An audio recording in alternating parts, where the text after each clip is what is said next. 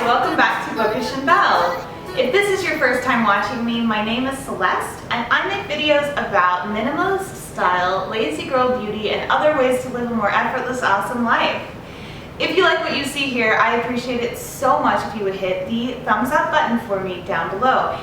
That helps me out a lot, but it also helps other people that might be interested in my content find me, so you're really doing everyone a solid by hitting that. Just takes a second. Thank you so much. Also, if you like what you see and you're not subscribed yet, make sure to subscribe because I would love to have you around. You can also leave me a comment letting me know that you're new, and I would love to welcome you to my channel. Okay, so there are a lot of people on YouTube right now talking about minimalism, which is awesome. I love hearing other people's perspectives and seeing how they put minimalism to work in their own lives. Whether it crosses over with things like ethical fashion, cruelty-free, beauty, veganism, zero waste, KonMari, all kinds of other lifestyle choices that people may or may not involve. I just love watching all of your videos and commenting and contributing to the conversation. I think it is so cool that we're all on here sharing, educating each other, inspiring each other. It has been a really great ride for me the last year that I've been making these videos and viewing a lot of the similar content here on YouTube. However, I do believe that with all of the conversation around minimalism on YouTube and in other places, there are a lot of misunderstandings, narrow-mindedness, and some things that I would consider misconceptions and myths. And so this video is really about breaking down some of those myths and examining them a bit further and seeing if maybe an idea that we have about minimalism isn't necessarily true. Everything I'm going to share in this video, it goes without saying, is my personal opinion. And if you disagree with me, I would be happy to hear why in the comments. I just ask that you be respectful about it, but I would really love to hear your perspective as well. The first myth about minimalism is that you can't wear color or patterns. So I see comments on a lot of fashion posts, especially capsule wardrobes, where people want to know, why don't you wear any color? Why don't you wear patterns? Can I do a capsule wardrobe with colors and patterns? And the fact is that it probably does make it a little bit more complicated. I mean, obviously, if your wardrobe is all solids and neutrals, everything pretty much goes together. Now, me personally, I don't have a ton of color or patterns in my wardrobe just because of my own personal taste. But it is not at all true that you have to be that way in order to be a minimalist or to have a capsule wardrobe or to reduce the size of your regular wardrobe or any of that. Now, for great inspiration on capsule wardrobes and minimalism that involves color and pattern, I would recommend My Green Closet and Sonia FB. And I will link both of their channels in the down bar so that you can check them out. Minimalism myth number 2. You have to own a very small number of things. Okay, I can hear you say, if that's not minimalism, what the hell is? Well, here's the thing. Minimalism, the way that I define it and the way I've heard a lot of other people define it, including Marie Kondo, is that it's not about owning a tiny number of things, it's about owning the right number of things for you. Now, for some people, this may mean a truly minuscule number of possessions in a studio apartment or a tiny home, and that's awesome. But for other people, like me, it may mean owning all kinds of art that you hang on a gallery in your wall and things like this that don't necessarily have absolute function. The point is that you want everything that you own to bring you joy or to be something that's useful and not to feel like it's dragging you down. So don't think that there's a right or a wrong number of things to own, or that you can't consider yourself a minimalist because your home isn't white with a bunch of open space and absolutely nothing on the walls.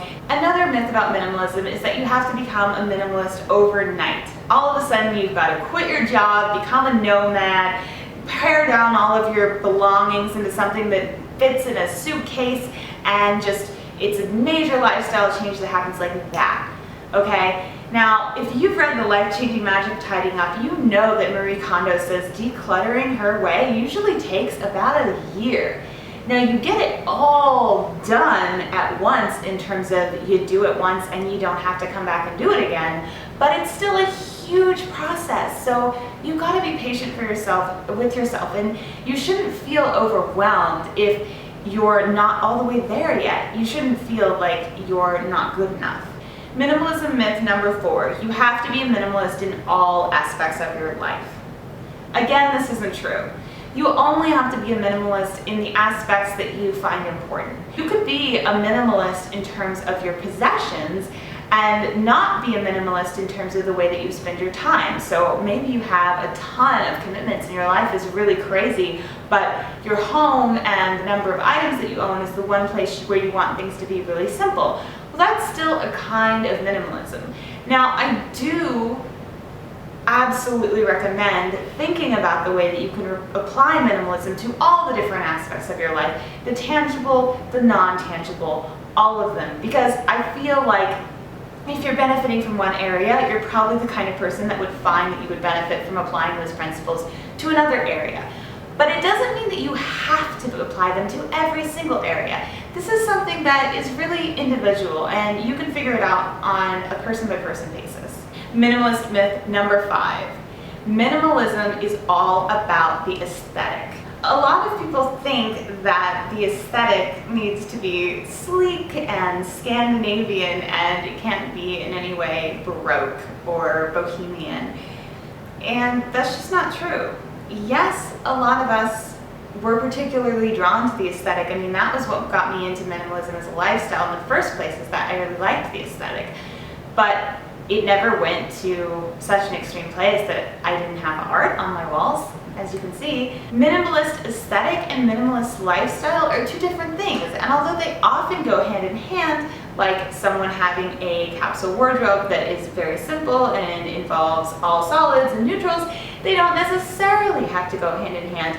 You can have a capsule wardrobe that is very bohemian and full of color and print, which is not the minimalist aesthetic, but it is a way to incorporate minimalism into your lifestyle. So again, this is a very personal thing, and just because your home doesn't have that minimalist magazine look that maybe you've seen on some YouTube channel or Instagram account, that doesn't mean that you have failed as a minimalist. Minimalist myth number 6, minimalism is about perfection. Okay, so as I mentioned, there's a lot of crossover between minimalism and other ideas like zero waste, eco-consciousness, and veganism. And that makes a lot of sense because minimalism involves really questioning things about your life and the status quo and saying that you're going to do things a little bit differently, and you're only going to consume the things that you need to consume and participate in the things that you need to participate in. You're just going to take one big step back from consumerism and generally just living your life without asking questions. And that kind of thought process is quite often going to lead to other big lifestyle changes like veganism or zero waste, or, you know, just trying to consume things in a different way than you used to before. Maybe you'll become more interested in environmentalism, maybe you'll become more interested in human rights. These are all things that can happen when you start really questioning everything around you. And I think that sometimes it's easy to just right away think, I can't do this. The thing is, you really shouldn't let the perfect be the enemy of the good. Now, it may be that you're going to start by decluttering your home now, and within 5 years, you're going to be a vegan who doesn't throw away anything and has the tiniest carbon footprint in the world. And, you know, that's awesome. But if you don't turn into that in 5 years, if you just declutter your house and that's all you're able to accomplish, you're also doing well. You improved. You should pat yourself on the back. You do not have to be a perfect human being. You should constantly be questioning whether you want to adjust things and move forward, and whether things will make you happier and make you contribute to the well-being of others in a better way. I mean, I'm not saying you shouldn't question those things, but you shouldn't have some kind of perfect end goal in mind, and if you can't achieve that perfection, then you've failed. The final minimalism myth is that minimalists cannot live with non-minimalists. Now, obviously, it is easier to share your life and space with someone who shares your values and your aesthetic and your goals. And you definitely cannot just be living with a hoarder and allowing them to be a total hoarder if you're trying to be a minimalist. It's going to drive you crazy. You've got to figure out some compromise. But there is compromise to be made. You can say, okay, this is your room, and your room in this home gets to have your aesthetic and be as cluttered as you want and be whatever makes you comfortable. And then the other places of the home are going to be something that makes me comfortable, and I just don't go into that room, and then I never feel overwhelmed by the clutter. That's a good kind of compromise that you can make. So on an individual basis, whether we're talking about kids, a significant other, your parents if you still live at home, or even roommates, it's about compromise.